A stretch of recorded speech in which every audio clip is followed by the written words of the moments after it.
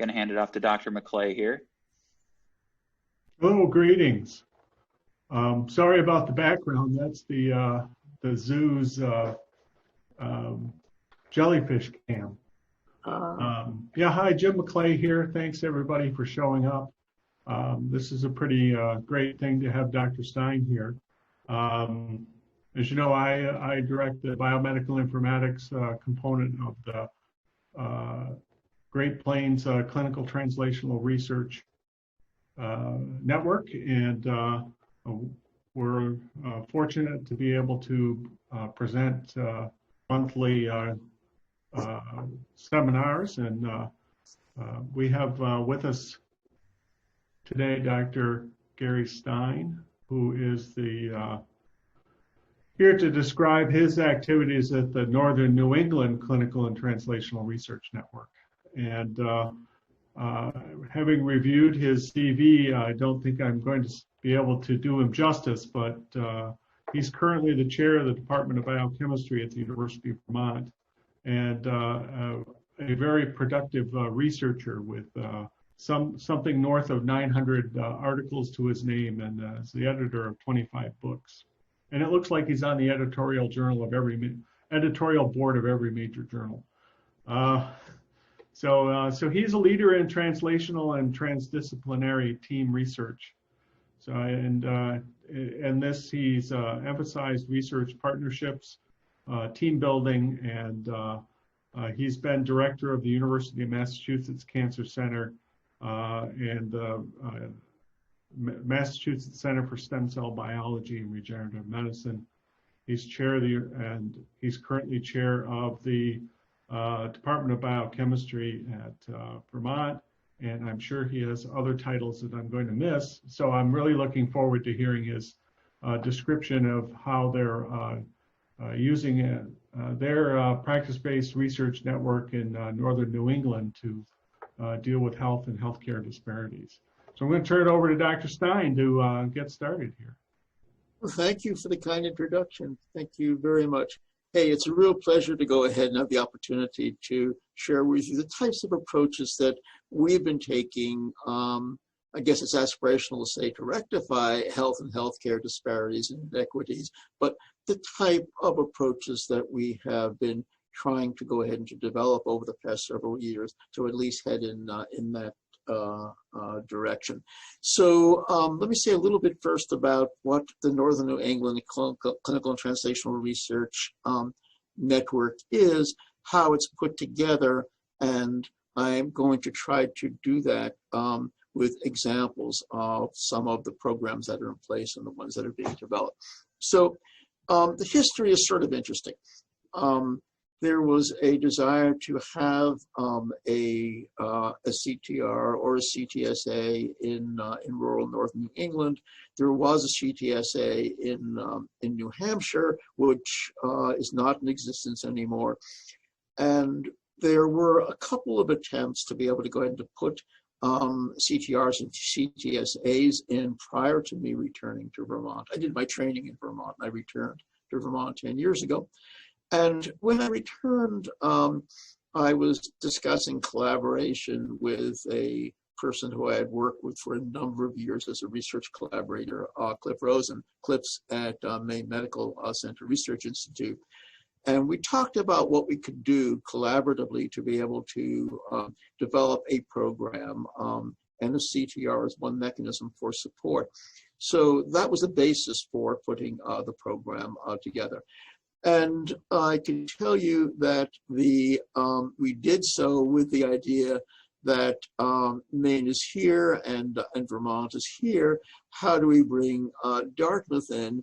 And that's been done in several ways. One is the Dartmouth Cancer Center, University of Vermont Cancer Center work collaboratively. I'm on the board of their center, they're on the board of our center. And since the CTR is focused on clinical and translational research, clinical with a capital, and translational as the pipeline to be able to take discoveries and move it to applications. It turns out that there is a group that's been in existence for over 50 years called the Dartmouth North New England Practice-Based Research Network. and that covers, focuses on primary care in rural settings in all 3 states. And I joined that board about 6 years ago, and it really is a really effective glue in terms of being able to work with rural primary care practices. Spent 25 years at the University of Massachusetts, and one of the frustrations that I had when I was at the University of Massachusetts, which I should tell you is in Worcester, that's the star on the map, and there's an important reason for that. All of the clinical research, the mechanistic research and translational research is over here, Boston and a little bit west, and it sort of stops at Worcester. But then you've got this entire rural Western Massachusetts area, which is really underserved in terms of clinical translational investigation. So Dr. Stein, sorry Yes. to interrupt. We're not able to see your slides moving forward. Oh, you can't see the slides at all? Yeah, we can see them, but it's still on the introduction page. We Oh, see, Needs we to get see in the presentation. PowerPoint application. There you go. Okay. I had to click on something that said I agreed to have it recorded or something like that. Okay. Anyway, so Western Massachusetts sits over here. And if you take Western Massachusetts, Vermont, New Hampshire, and Maine, it's a contiguous rural northern New England area. And with all of the shared, challenges, and from our perspective, a whole series of opportunities. So the mission of the CTR is to try to take on some of those challenges in health and healthcare, and the approach is to be able to develop, to be able to expand, to maximize community engagement. And vision is a kind of lofty word. How the heck do you do it? And what we've been trying to do is to develop and to maximize the effectiveness of a series of collaborations. Probably my one of my most effective partners and an incredible human being is the Commissioner of Health, the state of Vermont, Mark Levine. And Mark has been a true partner because that has really provided us to work in a seamless way with all of the components of the Vermont Department of Health. And you have to realize that Vermont has a population of 612,000 people. So there are extensive data sets that are available, and you can go to the people who develop the data sets and who manage the data sets. But when you look at a definition of health, I mean, there are a whole series of definitions, but I think probably one of the most meaningful ones is the one that was developed by the World Health Organization. It's physical, it's social, it's mental well-being. It's not just looking at vital signs and chronic disease. And all of this is very tied up. And this becomes really key because we really want to understand rural populations and deal with health and healthcare challenges. Yes, there's a genetic basis for it, but lots of behavioral issues, lots of social determinants, lots of environmental issues, and then you're dealing with just the administration and logistics of healthcare. So we've really tried to be able to work with all of those, and we work with a number of the behavioral people, not just the laboratory-based people. And what's emerged over the past 4 or 5 years has been real progress in terms of linking some of the social factors with the real mechanistic and clinical challenges that you deal with chronic disease. But we are charged to be able to address health equity, health disparities, and there are all types of lofty definitions of health equity, but probably the simplest one is to try to provide access to all to the maximal extent possible, utilizing whatever approaches are needed, and different approaches are needed for different communities. And that, in fact, has been able to go. We have been able to make progress in that area. There is a charge to be able to deal with disparities, and you've got racial disparities. But in Vermont, you're dealing with a state that is very, very doesn't deviate very much, from white. But you do have LGBT communities, and there's a clear responsibility here.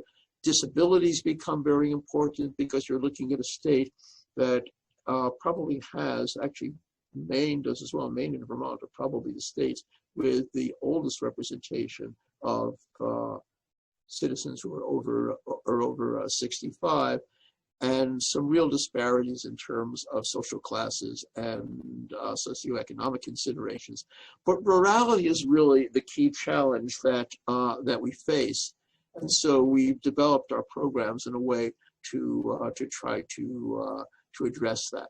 So this is the organization of the Northern New England Clinical and Translational Research Network, and so the cores are the same, much the same as what most CTRs have. What we did at the onset, despite the fact that when we submitted our grant application, it wasn't a mandate, we built a rural health core and made a rural health and community engagement core, and that we felt would give us an infrastructure to be able to address rurality. Then we felt that we needed to be working with individuals who were players in terms of working with rural communities and working with services that support rural communities. And so the key people that we brought in on the advisory board was the Commissioner of Health, who, to tell you how that works, I probably speak to Mark Levine at least twice a week. The Rural Health and Community Engagement Core, the lead for that is Jan Kearney, who wears multiple hats. But Jan started off by spending 14 years as Commissioner of Health in the state of Vermont. So again, it's real understanding of what are the needs in the communities. There's not a single requirement of rural populations. Every rural population has its own unique. There are some shared, but there are a number that are unique. So this gave us some direct insight. And Neil Corson, her partner in Maine, has been a leader in primary care practice in the rural parts of Maine. So that's worked out quite well. And then we've engaged another person who, Wendy Davis, who also served for actually 3 years as Commissioner of Health in the state of Vermont. And then we have a close relationship with folks who are in charge of the departments in the Vermont Health Department. So that's the way that we are. We try to develop programs that are aligned with what the needs are, and we don't make assumptions that we understand what those needs are, because they're a moving target, and we make certain that there is dialogue on a frequent basis to be able to go ahead and cover that.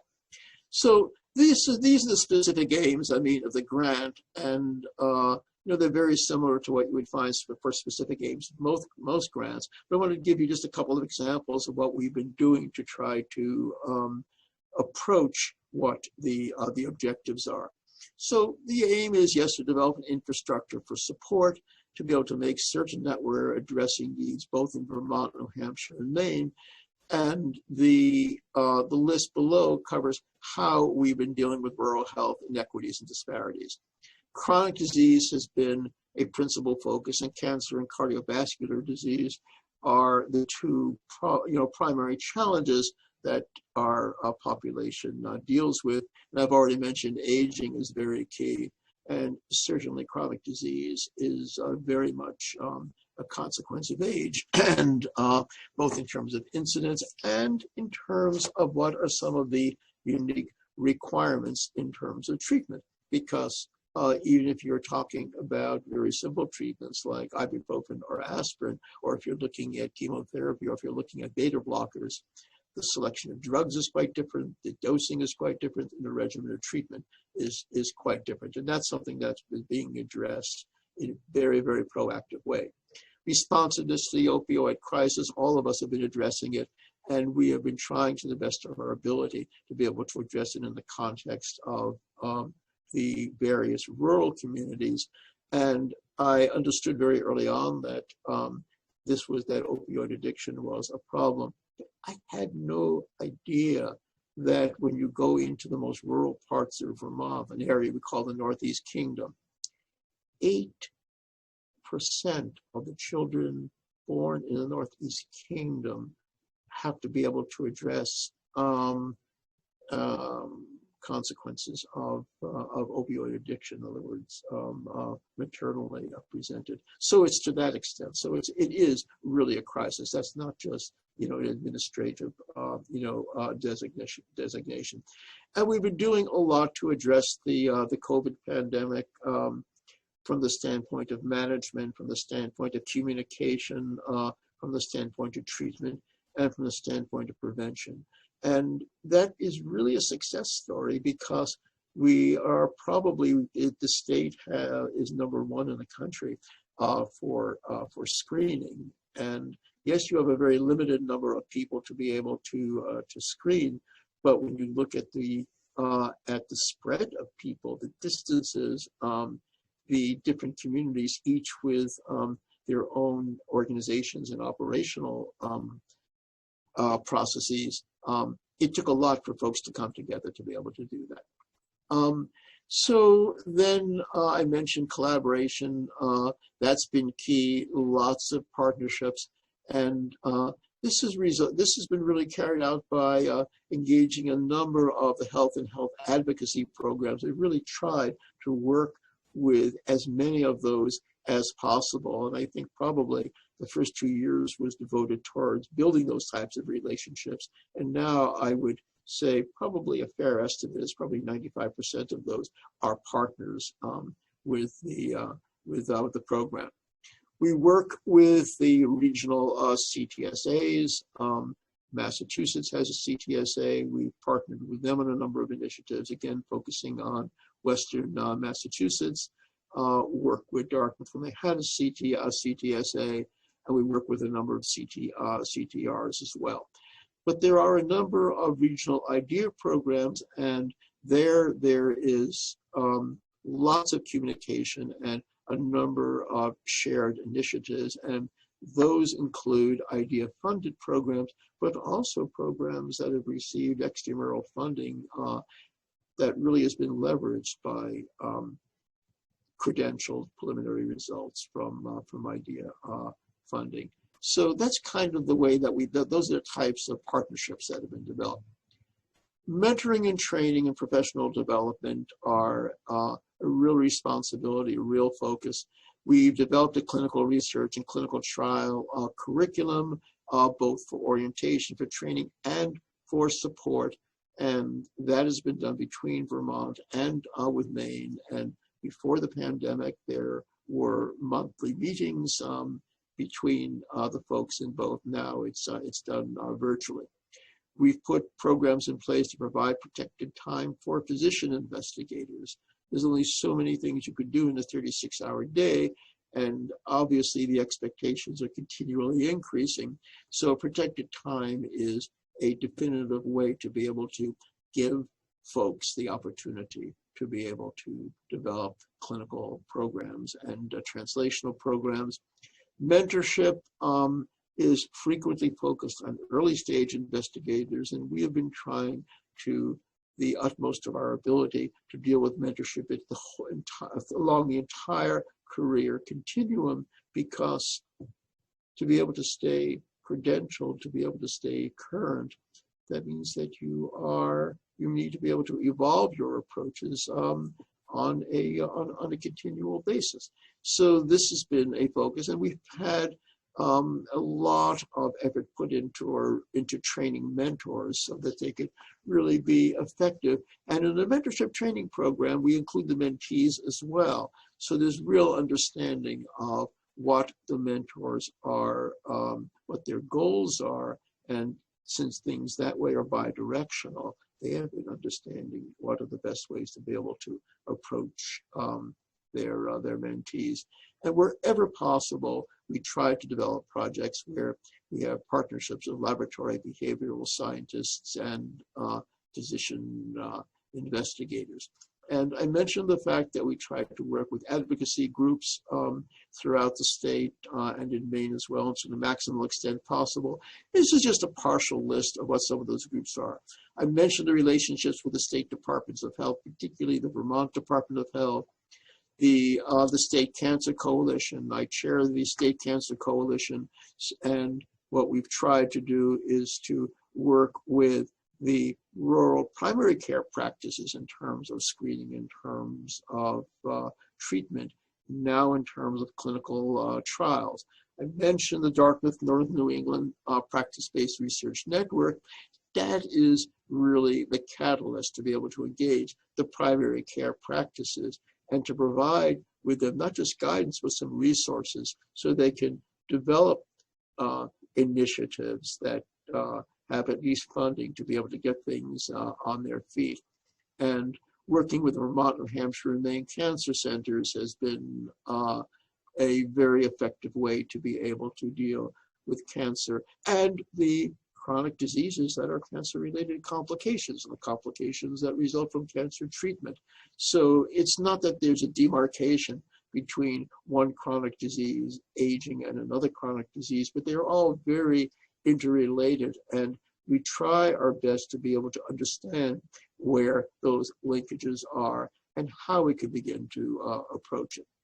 So one of the ways to be able to have groups that make those, to explore those options and try to make some decisions in terms of directions we go, has been to set up a series of working groups. So we early on set up an addiction working group, and that's a group that has been very effective in terms of actually securing legislation at the state levels to be able to go ahead and to deal with with treatment. Genetic and epigenetic biomarkers are being looked at with respect to risk for addiction, risk for treatment, risk for for relapse.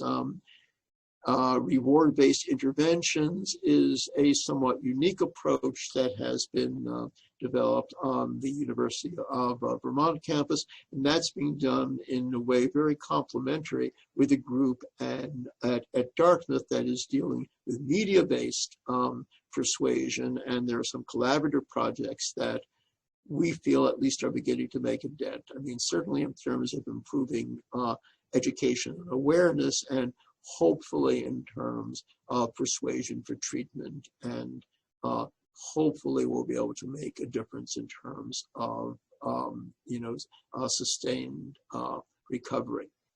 The co-contributions of tobacco and opioid dependence are recognized as an important challenge, and a number of extramural funded programs have been developed in that area. And again, these are programs that are collaborative between Vermont, Maine, and New Hampshire. A number of those are at this point extramurally funded. Maternal and neonatal consequences and complications of addiction, I mentioned before, that has been a necessary initiative. With 8% in the rural areas, children being born addicted, that's not an option. I mean, that's an obligation and a responsibility.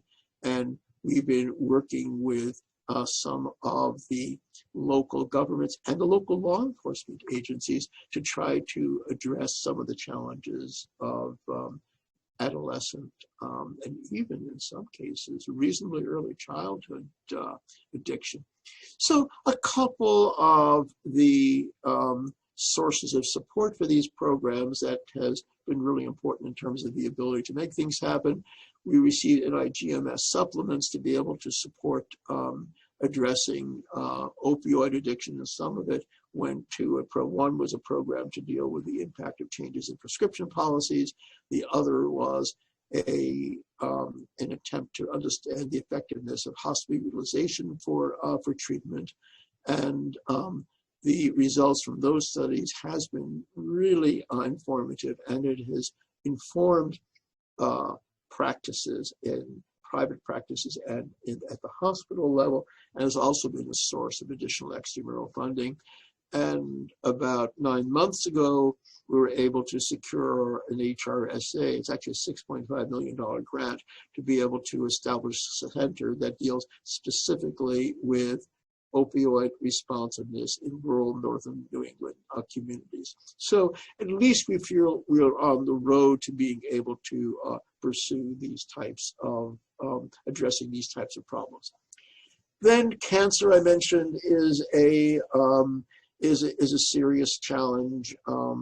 When you're looking at mortality, cancer is probably tops on the list, competing only with cardiovascular, but there are a lot of cardiovascular complications of cancer and cancer treatment as well. So again, these are not separate and distinct at all.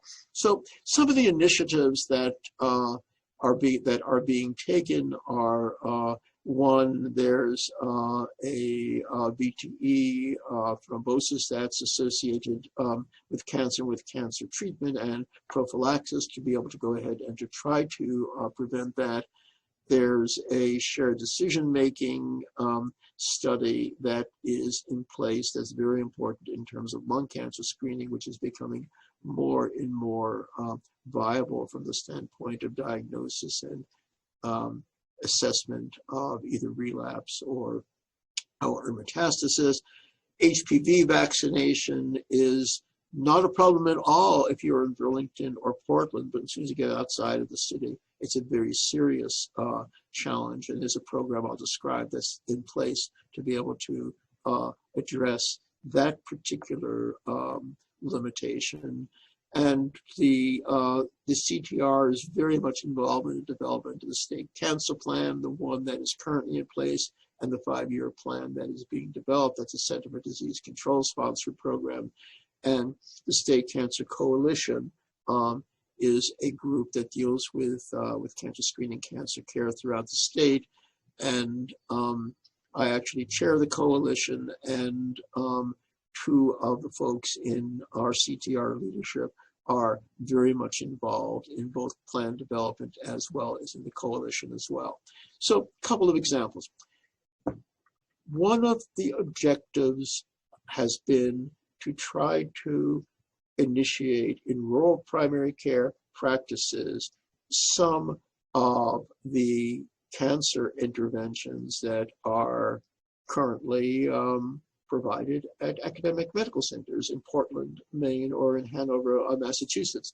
And I mentioned the fact that thrombosis is a very significant problem with cancer, and even more so with cancer treatment.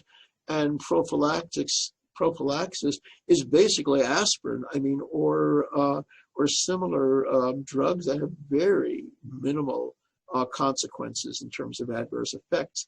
And we funded a program to be able to make that happen in a series of rural settings. So that's an example of a clinical translational research project that was funded by the CTR that has already had a significant impact, both in some of the rural primary care practices in Maine, in Vermont, as well as in New Hampshire. Mention 3D imaging. When you want to be able to engage your patient in shared decision-making, you need to be able to communicate in a way that folks with varied backgrounds or limited appreciation for science and medicine can understand exactly what they are being told when there's an indication. Well, from the imaging, we went ahead and observed a particular type of a structure that we really have to look into further. So a group in Maine developed this particular prompt, and it's simply a pictorial representation of what you might see from 3D imaging and what the implications would be in terms of prognosis and in terms of treatment. So this has been deployed to several rural practices, and the results are phenomenal in terms of the extent to which the patient can understand what a very sophisticated modality of imaging could do. And from the physician's side, it's been very, very effective in terms of a discussion that they feel really there's bidirectional understanding. So those are two trials that have been very effective and have already had an impact in terms of patient comfort, patient satisfaction, and the ability to be able to move forward with treatment in a way that is going to be very directly beneficial. We spent a couple of minutes talking about another project, and that's HPV vaccination. And I mentioned earlier the fact that when you look at HPV vaccination in Portland and in Burlington and in Hanover, you're above the national average, and you are very, very, very low once you get into the more rural areas, some of the lowest figures in the country. And we came to realize that it is probably, to at least some extent, the information that's been conveyed. It's not an economic factor because HPV vaccine is provided without any charge, without any copay throughout the state of Vermont. So we realize that it really has something to do with the extent to which it is accepted, or the extent to which the information is presented, or even access to be able to go in to present it. So I had several discussions. We actually invited Doug Lowy and Bob Croyle to Vermont. We had several discussions about what might be done utilizing this rural community as a study group. And so what we are in the process of putting into place now is an approach to be able to deal with, well, it's really a strategy where it is peer-to-peer education for the importance of HPV vaccination.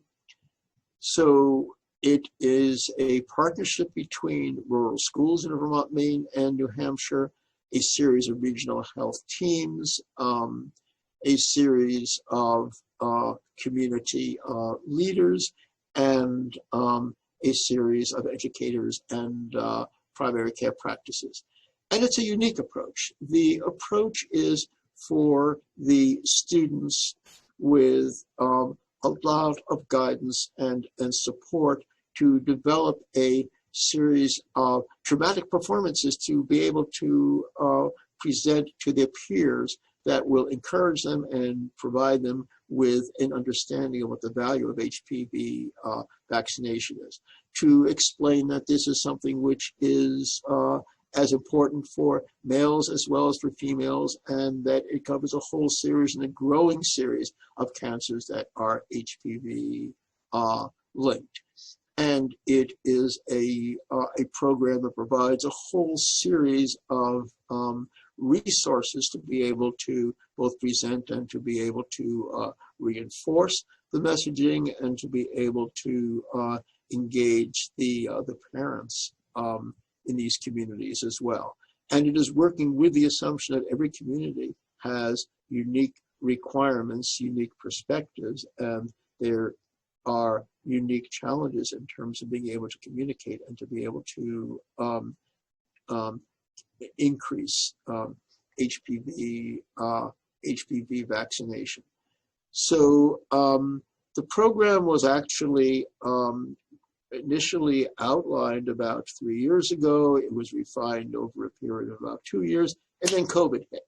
So how are you going to go ahead and to implement that? And we had it developed in a way that it was going to in part be presented through the health curriculum. That was going to be the smallest part, but the largest part was going to be as an after-school activity, as an enrichment opportunity. And so this vanished, of course, with COVID, because now everything was online. So we began to realize that when you look at some of the TV shows, they were beginning to go and to do it remotely and trying to take, theater and to present it, in a virtual format. And so we decided to go ahead and to devote a significant amount of effort into putting a program like that into place. And now what we have is a program that's about to be launched that will be largely virtual, but it will be sufficiently nimble so that we can, in fact, go live when, in fact, it's going to be realistic, and obviously will, be consistent with safe practices. But there were two objectives to the program. One is to be able to increase HPV vaccination in the rural communities, but also to be able to increase confidence in science and medicine. And that's very key because from community assessments, it became very evident to us that there is a significant amount of skepticism in some of these communities with regard to science and medicine. And I had no appreciation for that because everybody I spoke to valued science and medicine. Till I suddenly realized that all the people I'm speaking to are in an academic environment, and in fact, in an academic environment in a medical center. And I just am amazed sometimes how narrowly I could go ahead and be looking at, trying to define what the context is in terms, of where I'm establishing, conclusions about receptiveness, to a particular approach. So one of the things that we did with this program at the onset is try to identify all of the stakeholders and to try to engage them in developing the program. They will be engaged in the implementation of the program, and the list is significant. It's a partnership between the medical center, departments, and this particular program I mentioned, the leadership of the program is Jan Carney, who served as State Department, really the Commissioner of Health for a number of years, but she's also running the CTR Rural Health Community Engagement Corps. Christine Finley is the Director for Immunization for the Vermont Department of Health, and Wendy Davis is the person who actually has the responsibility for HPV vaccination, Department of Pediatrics. And she's the director of a program called Vermont Child Health Improvement Program. So it's a multi-PI grant that will be submitted on Monday. And it's a multi-PI grant with these three folks as the PIs. The North New England Clinical Translational Research Network is a partner, and there the Rural Health and Community Engagement Corps is a key resource. The Clinical Research Design, Epidemiology, and Biostatistics Corps is a key player, and the Professional Development Corps is reinforcing credentialing and training for the folks who are on board and the pipeline that we're trying to go ahead and to recruit. Mention the Vermont Department of Health, they're involved in data collection and analysis, but something else which is really key about the Department of Health in the state of Vermont. You have your 615,000 population, and it's, again, as I mentioned, very spread out around the state. But the State Department of Health has divided the state into 12 districts. And each district has public health professionals associated with it. So these are people who are dealing with the healthcare needs and have the data and really have the understanding for the individuals who reside in each of those 12 areas. That allows us to be trying to address not just rural challenges, but the shared and unique challenges of various rural populations, at least defined as 12 populations in the state of Vermont.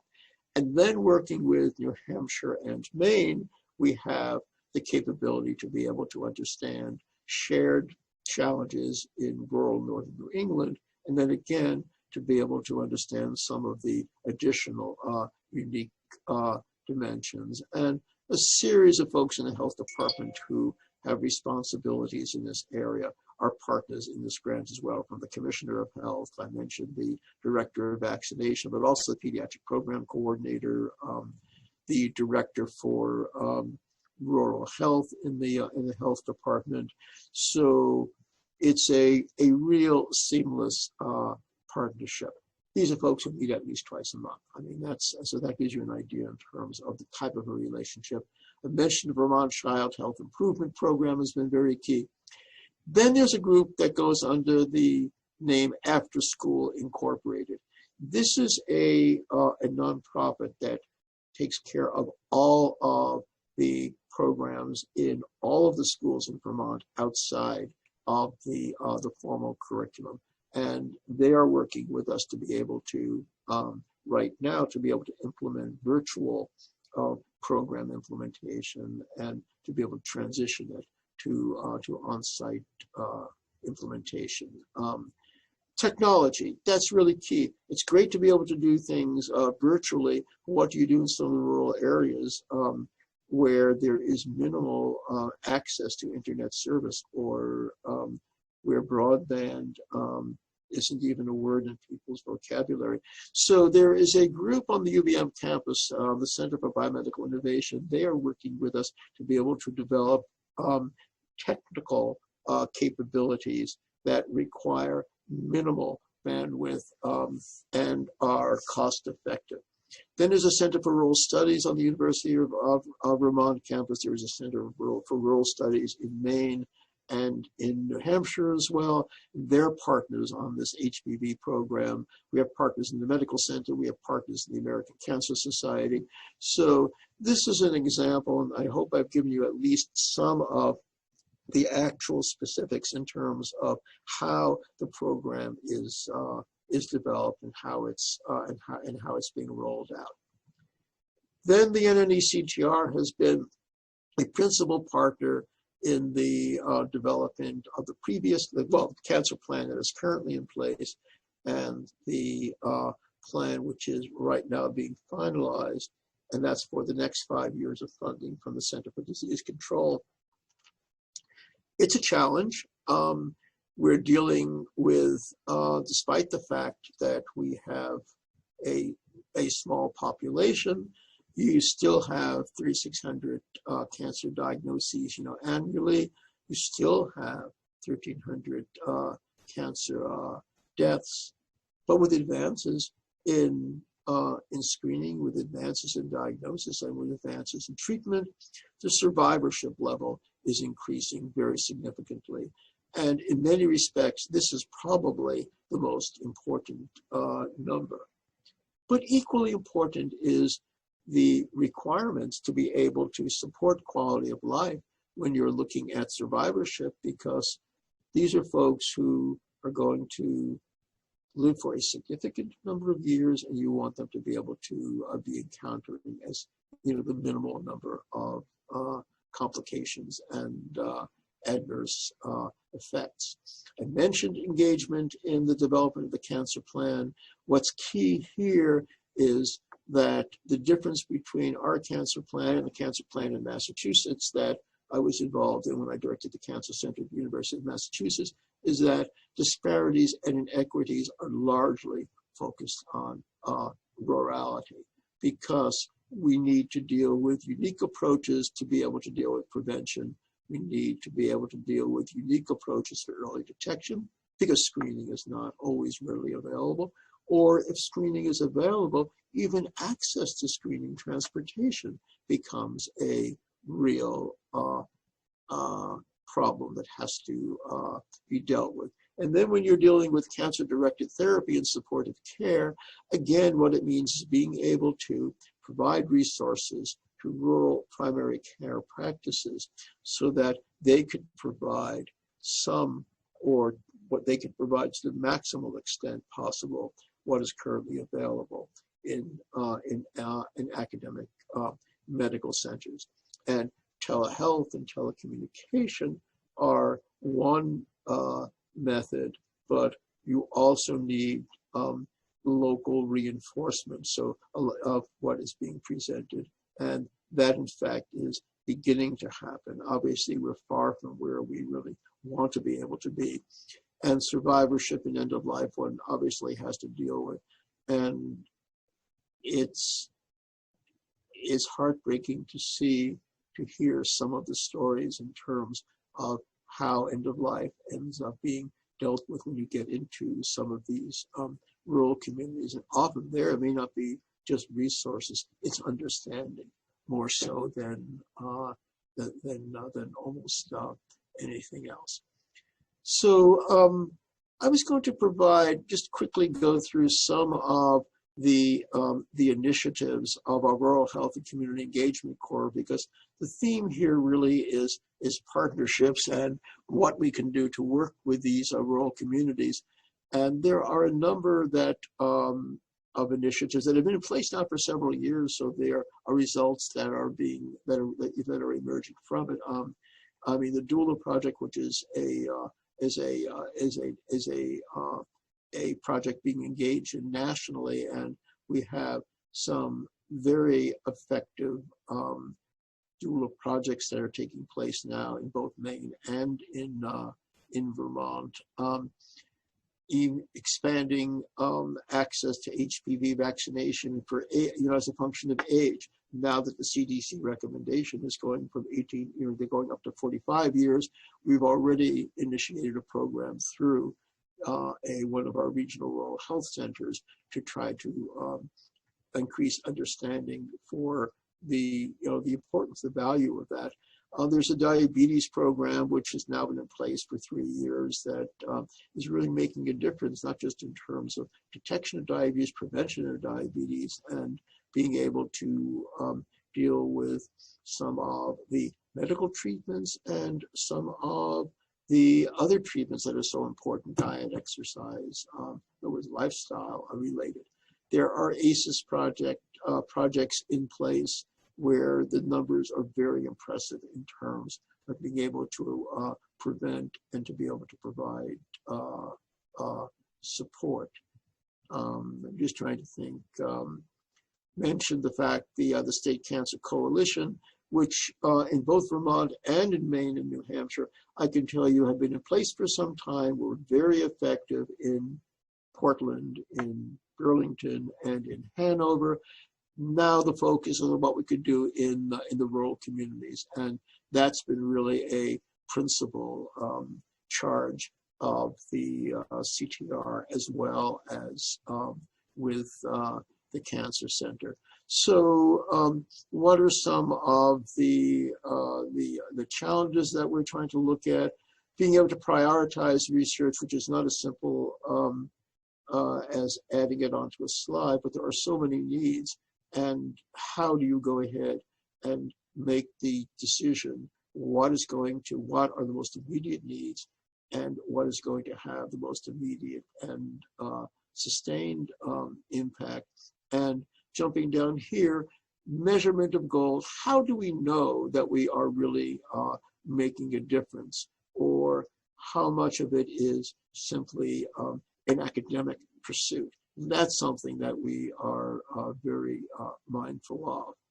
The Rural Health and Community Engagement Corps has been very active with respect to responding to COVID.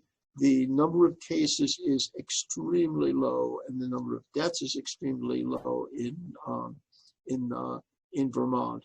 But when encountered in a rural setting, the ability to treat becomes extremely important.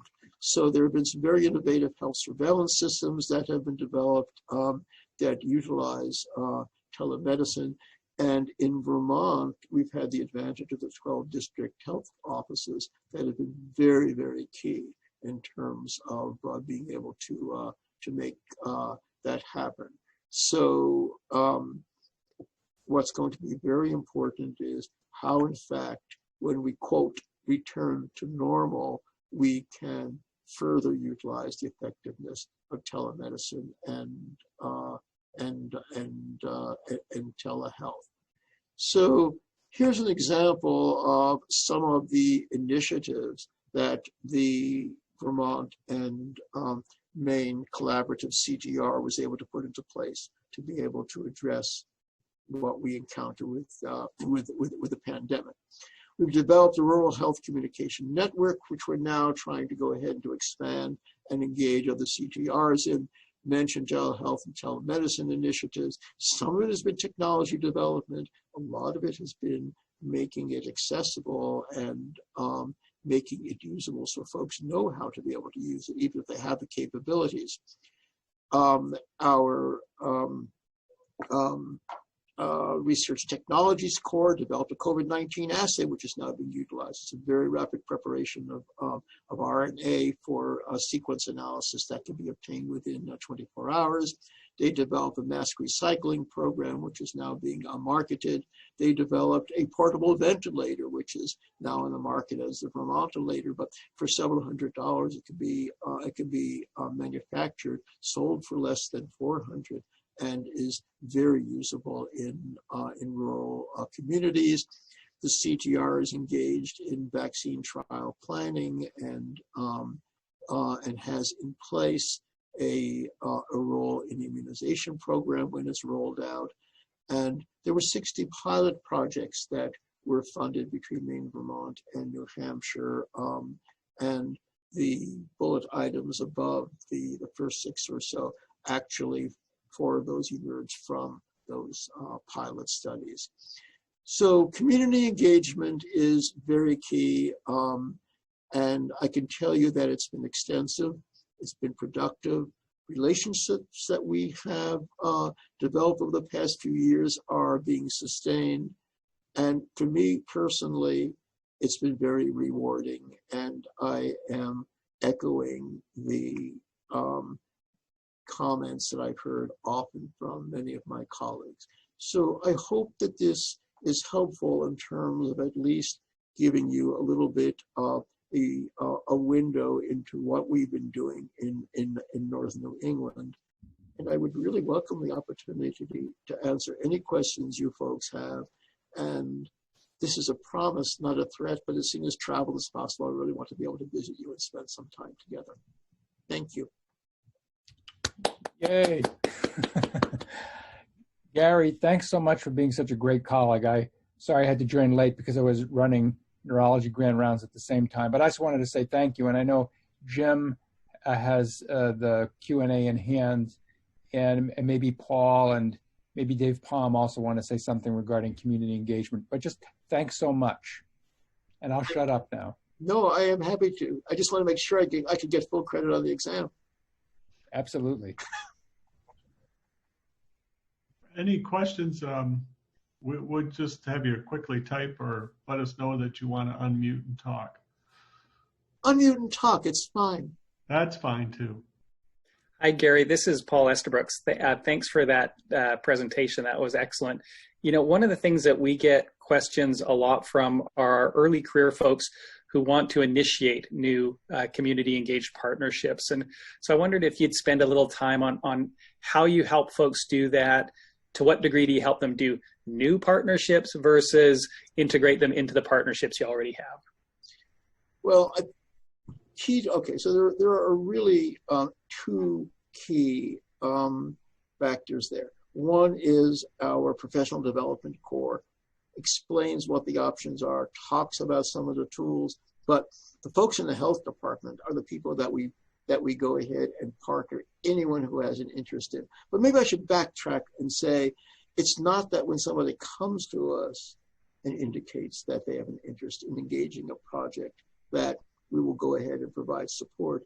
We try to encourage folks to get involved, and we do that through all of our orientation programs at the both the clinical folks as well as the academic research folks. Thank you. The ventilator that we just described, the COVID ventilator, was basically somebody in engineering who had come and asked, "What the heck did I do?" And when he started describing, "What are you doing now?" And one of the areas he was working with was the pulmonary people. And they were developing some of these very simple ventilators to be able to ventilate animals for some of their pulmonary studies. And as we talked, they're the ones who came to the conclusion very quickly, my gosh, I mean, that's something that we really could do in a cost-effective way. So that was simply a group, I mean, that was put together to go ahead and talk about it. It was somebody from the health department who emphasized what the need was.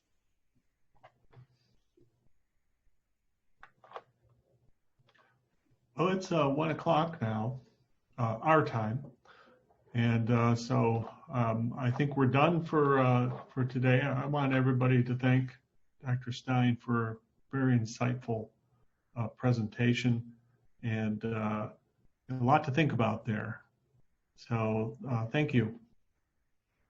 Thank you for the opportunity to go ahead and to share what we are doing. If you would like to talk at any point in time about what can be done collaboratively or to share more some of the, what we've been able to do and have not been able to do, send me an email or give me a call. Thanks again. All right. Thank you, everybody. Great. Thank you.